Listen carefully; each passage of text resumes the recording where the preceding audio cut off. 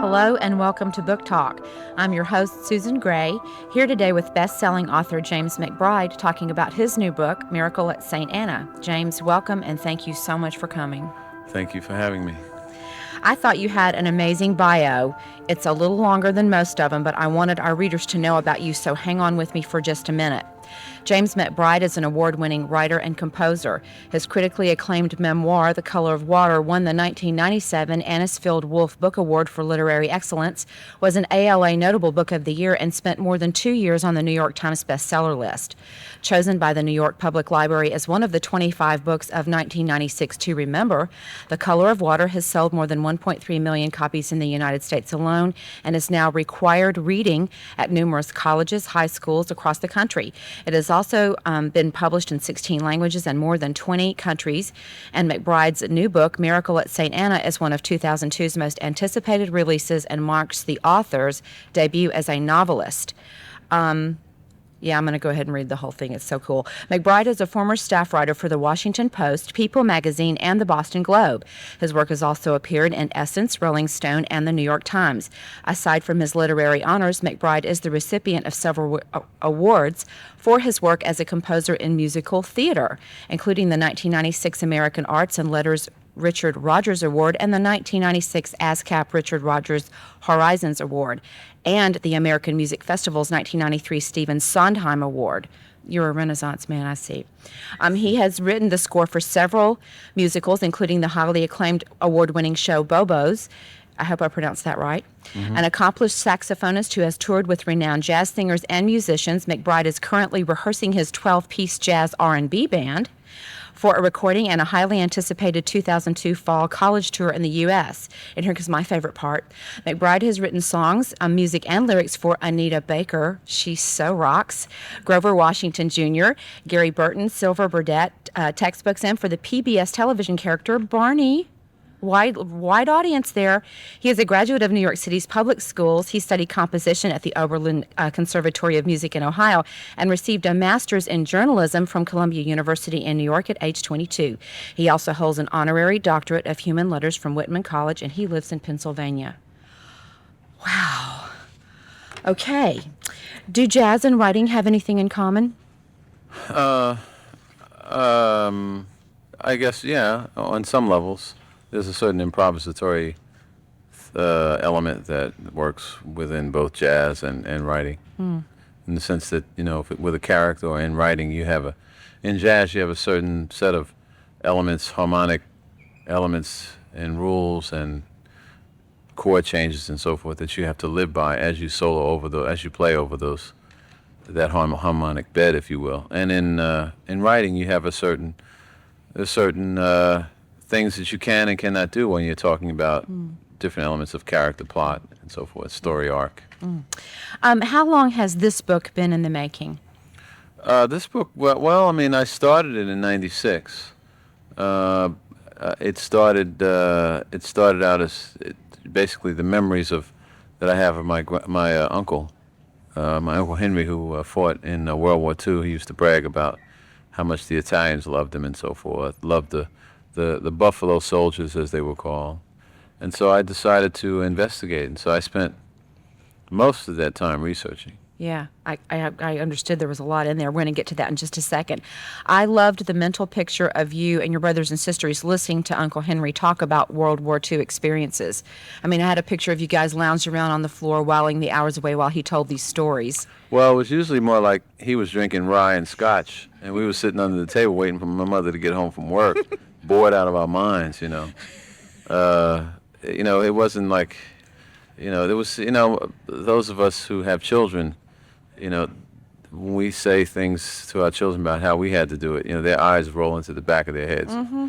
Travel down through Tennessee and up through Virginia, and before they finally, right themselves again. And we kind of felt like that about my Uncle Henry and his World War II stories. I really didn't pay any. He died when I was about 10, so I really didn't. I didn't really give that much thought to what he talked about until I became a grown man. So a reference to the 92nd Division in a history book. I just think it's wonderful how it came back and now it's here. Is that the first that you heard of the 92nd Infantry Division and the Buffalo Soldiers? Yeah, I'd never heard of them before. The only thing I knew about the Buffalo Soldiers was there was a Bob Marley song called Buffalo Soldiers. It's a real hip song. And but other than that, I didn't know anything about them. And so I did some research into them. Yeah, tell our audience about who these people were and what makes them special.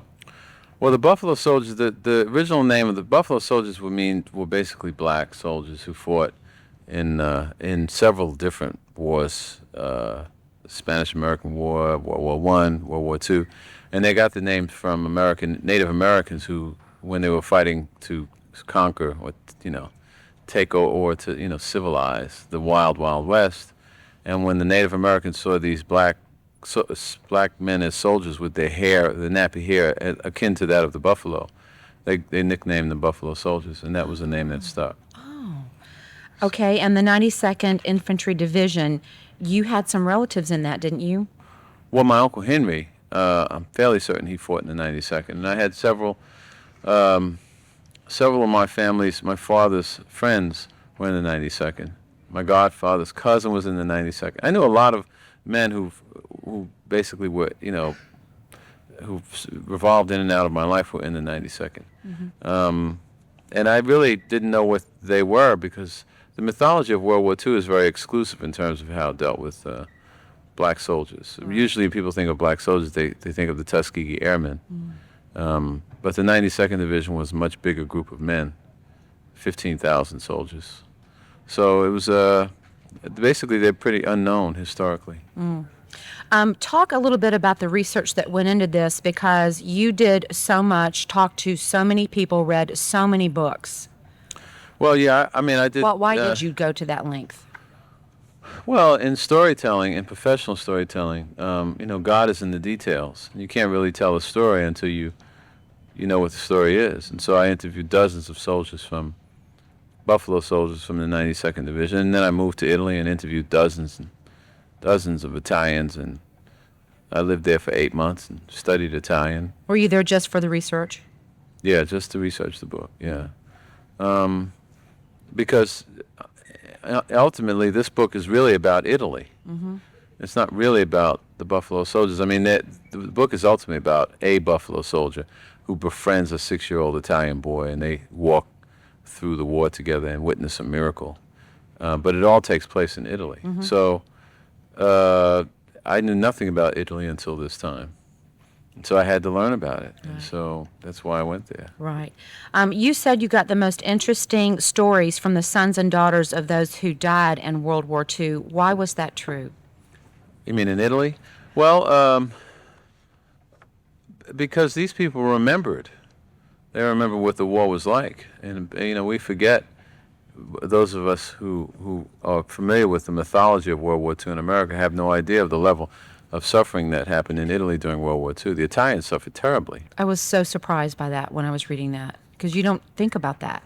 Well, Italy was a very poor country. It was like a third world country. Italy did not garner the respect that Germany and France and England did. Italy was kind of was not that considered strategically or economically or politically important to the United States government.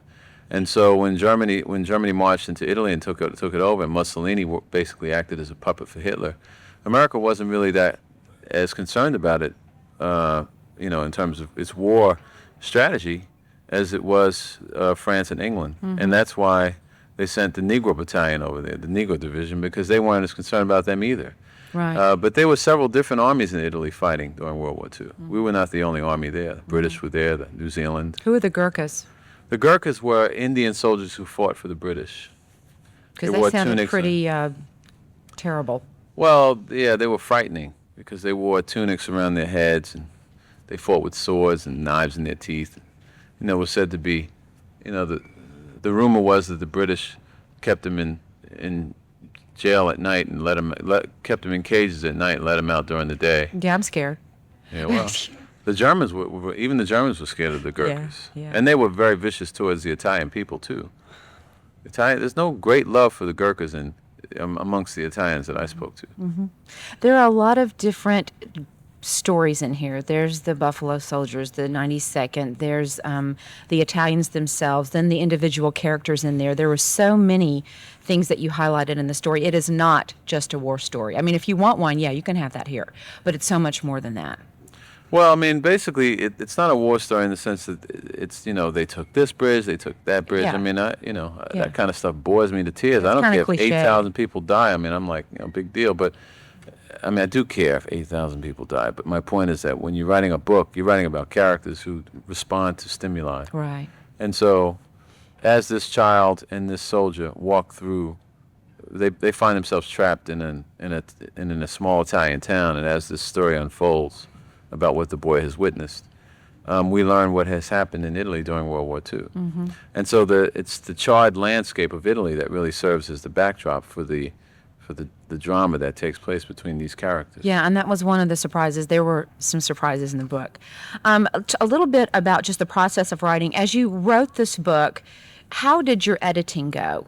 I mean, I was thinking about editing with you from way back in the research, because after you've amassed all this information, you have to start weeding it out and getting to the important part there. Talk about your experience with editing in this book. Well, first of all, the initial effort at this book was the 3 chapters and an outline that my editor said was terrible, and I just discarded it. It just was written so poorly because I didn't do the research. So when I went to attack the book again, I just didn't write anything for a couple of years. I simply just researched and researched and researched and researched until I knew I had a real book there. Yeah. And then I moved to Italy, and then I researched some more, and then I waited. You're basically waiting for the arc of the story to arrive. You're kind of waiting. It's like you're waiting for God to enter the room, tell you what to do. That's very important. So. That's basically what I did. I wrote a lot of this book in longhand. The last 25 pages I wrote without rewriting, which is very unusual for me. That's Everything else is highly unusual. Well, that's one of those moments where where God truly does enter your body and just tells you what to do. I tell you. But He didn't do it the first 284 pages. He made you work for those. He was busy. So did you edit chapter by chapter as you did a chapter, or do you just edit the day's work? What does it look like daily for the writers in our audience? I use a pencil like this one. I got these from Europe, someplace, a Pentel MXDX 0.5 millimeter. I like how they feel. I use these. I have a whole box of them at home, and I use a little notebook like this one. And I write in it like this. You mean you were writing your chapters and stuff in there? Yeah, I wrote. Well, I write big pieces in little notebooks like this, and then I take yellow legal pads and I copy from here to a yellow legal pad. Yeah. And then from yellow legal pad, I type it into a computer, and then I print it out, and then I edit it by hand, and then I fix it, and then I do it like that. So you like the tactile experience of being involved with the pen and the paper, and that's what I mean, however you can get to the mainland, I don't like to write, dry straight into the computer, because I think you end up rewriting. A computer will just allow you to paste paragraphs and move stuff around, and it just becomes garbage. Mm-hmm. You end up rewriting the life out of your work. Mm-hmm. But when you use a pen and paper, you're forced to cut trail, continually surge ahead, because you can't paste. You just keep going. Very good. Very good. Tell us about the African-American soldier experience in World War II, and I want you to go into it because I was unaware of this. You don't hear that much about it, but I think, especially this month, it's really great to focus on what happened there. Well, I can tell you a little bit about it. I don't want people to be to think that my book is all about. I know we're going to get to some good stuff in just a minute. In World War II. I mean, it was a very difficult experience because. As I said earlier, the Tuskegee Airmen were considered the light, bright right of the Negro race, and that was just several hundred men. I mean, they were great airmen, but an airman gets in his plane, he flies his mission, he drops his load, he goes back to bed, and he sleeps in the same place, with the same sheets and so forth. And he kind of cushy. He has nothing's easy in the armed forces, but an infantryman marches through the mud and the rain, he sleeps in the snow, he eats out his helmet and so forth. And that's what the 92nd did. The 92nd Division, 40% of the division was illiterate. And there was just tremendous amount of discord and distrust in the division from the very first day it began. It was really where the civil rights movement began in many ways, the modern day civil rights movement. Amazing. Because a lot of these men said, why am I here? Yeah. So, and historically, it just hasn't been addressed at all because it's very confusing to write about it. And who wants to write a book that says, oh, they were all treated bad? Who wants to read that? And then, I mean, not that... That's not what the book was about either. But again, I was surprised by that information. I was going, oh my gosh, because here's another example. Contrast the way they were treated with the way the German prisoners were treated when they were being held by the Americans. Oh, and there's several instances, I mean, real tell life one of those instances stories. where It's just German POWs were, they'd go to a restaurant and the soldiers would have to stand outside at attention while the German POWs ate inside. And the black soldiers would be taken to the back and fed on paper plates. that killed me when out I the read back it. door. It killed me. Well, this was 50 years ago. This is what, this is the society this is why those men fought. They fought so that I would have the right and privilege to write about things that I prefer to write about now. Mm-hmm. And a lot of those men had a moral character that's much greater, much wider, and much stronger than the current generation of black men today. Yeah, And I would say the same thing about their white counterparts. Oh, absolutely. Yeah. Let's see. Your uncle had said we were kings in Italy. What was he talking about? Well, the Italians loved the Buffalo Soldiers. Why? Because the Buffalo Soldiers gave them medicine and chocolate and, food and so forth. And they had a certain connection because the Italians were treated with disdain by the Germans. Mm-hmm. It's very tough to generalize, but in many ways, in many instances, I was told that the Americans and the Germans had great disdain for the Italians because they were so poor. Again, the Italians, you had 44 million people who were essentially starving to death in the midst of a civil war in which brother was fighting brother, father was killing son, and so forth. And into this chaos, and several different armies are trying to push the Germans back. The SS is running rampant. And into this chaos, America dropped 15,000 members of its quote-unquote Negro problem. Right. And these black soldiers saw the starving Italians and said, they couldn't believe it. They had a hard time. I mean, I've heard stories of tankers carrying black soldiers to Italy, and when the tankers would get to port, they would dump their garbage.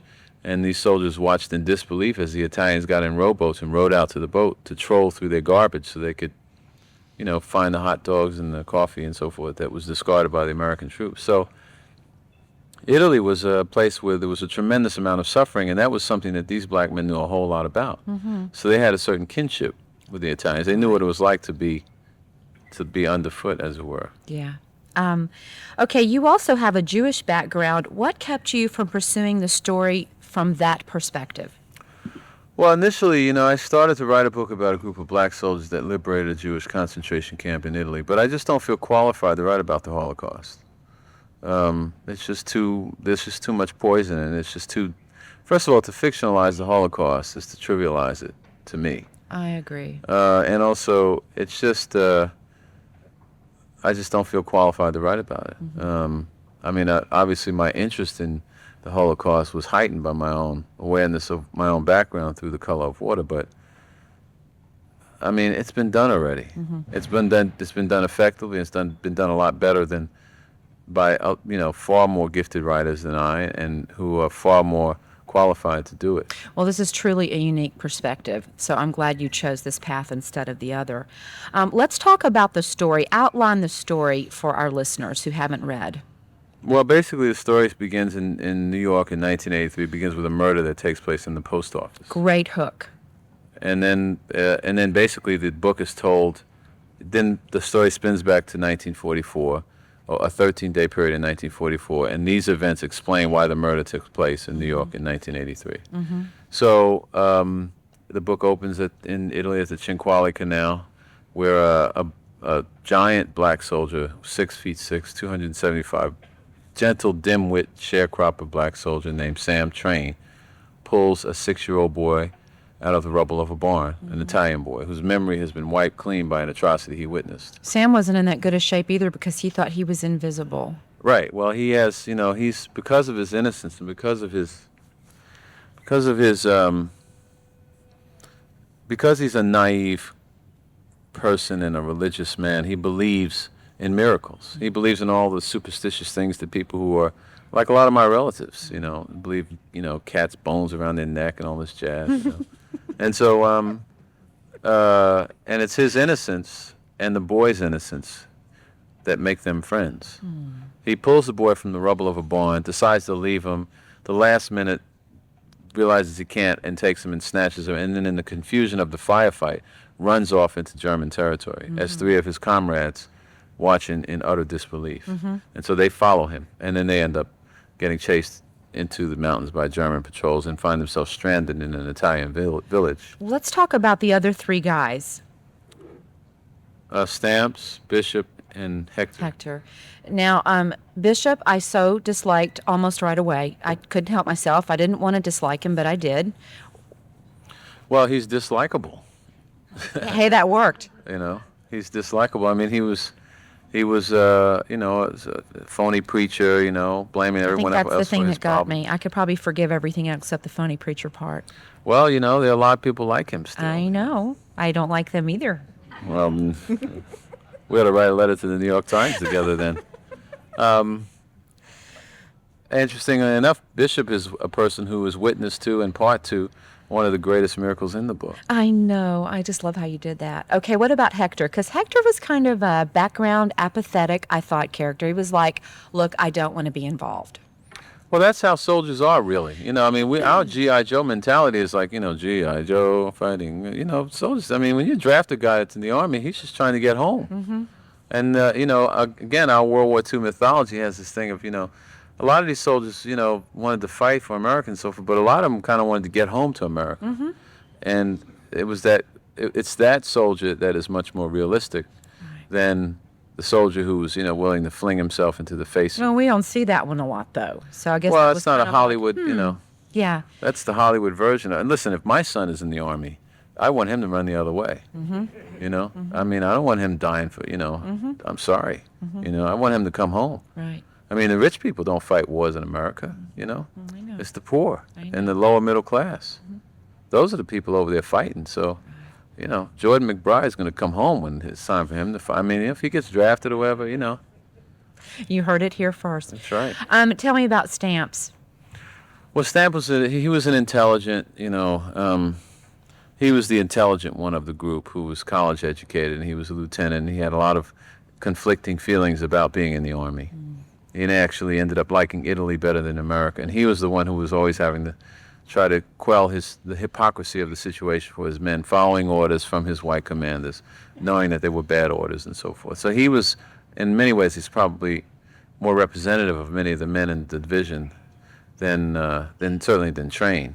All of them actually are representative of how the soldiers in the 92nd Division felt about the Army. They weren't all conflicted. Some were conflicted in different ways. And every one of these guys is sort of a composite of the many soldiers I interviewed. Right. Well, I'll tell you, the story kept me going because I want to know what happened to the little boy. I want to know why he was clinging to Sam the way he was and what was wrong with him and what did he know, and I just couldn't wait to find out about it. And so that just drew me through the whole story.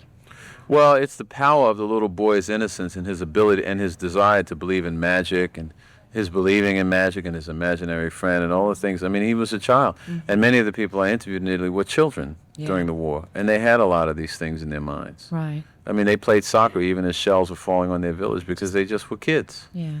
So, and that was one of the things that I tried to do with the kids, because as his memory returns, you learn more about who he is and why he's there. Yeah. And why he doesn't know who he is, and so on and so forth. Well, just the contrast between Big Sam and this little, frail, nearly dead Italian boy. I mean, that's such a visual image. It was really beautiful. Well, the whole purpose of that is to show that despite their cultural and language and nationality differences, that what binds them is their humanity.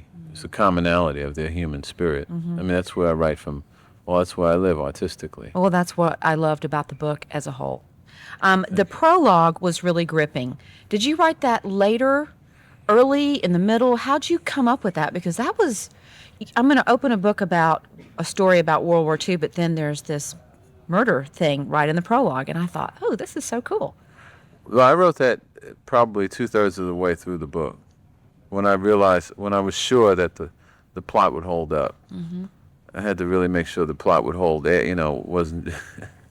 I had to make sure that it would, that it just wasn't, what they say is just, all gas, no movement or something like that. I just wanted to make sure the whole thing was going to work. And Right. so when I was sure of that, then I wrote the prologue. Yeah, that was really good. All right, the Black Butterfly, another character. Do you want to talk about him, or do you want to leave that to the readers? No, I mean, the Black Butterfly is one of the Italian partisans. People, during the war, the Italian partisans who ran off into the mountains to fight against the Germans would give themselves nicknames, because the SS had a rule that for every SS soldier that was killed, they would kill 16 or 17 Italian civilians. So the partisans didn't use their real names. They would give themselves names like, the Creator, or, some hips. Like, they were young kids.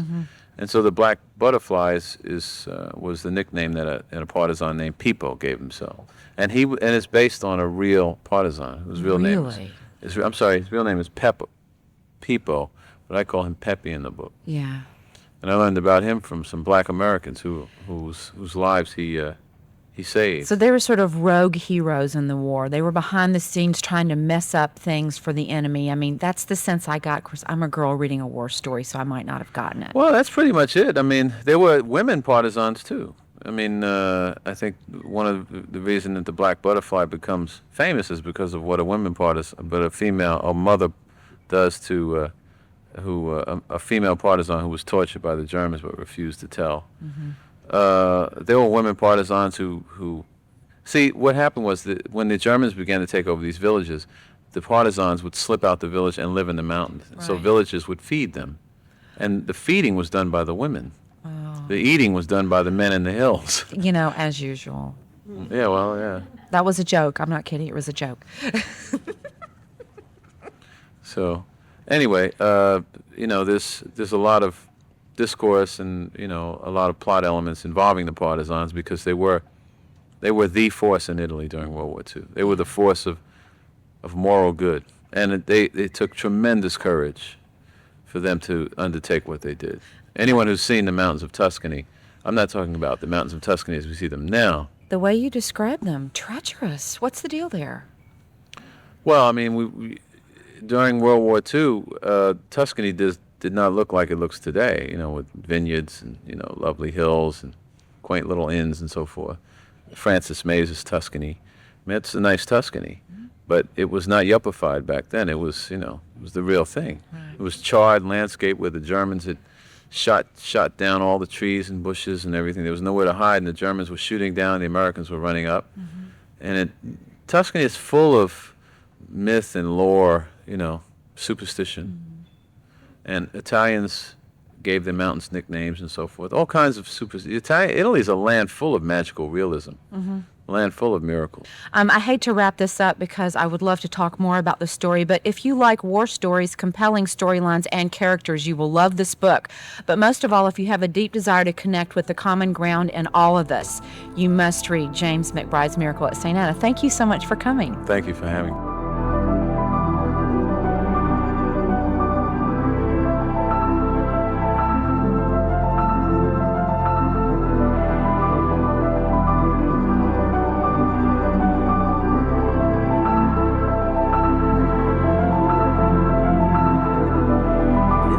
The Library Channel, a broadcast service of the Memphis Public Libraries and the City of Memphis.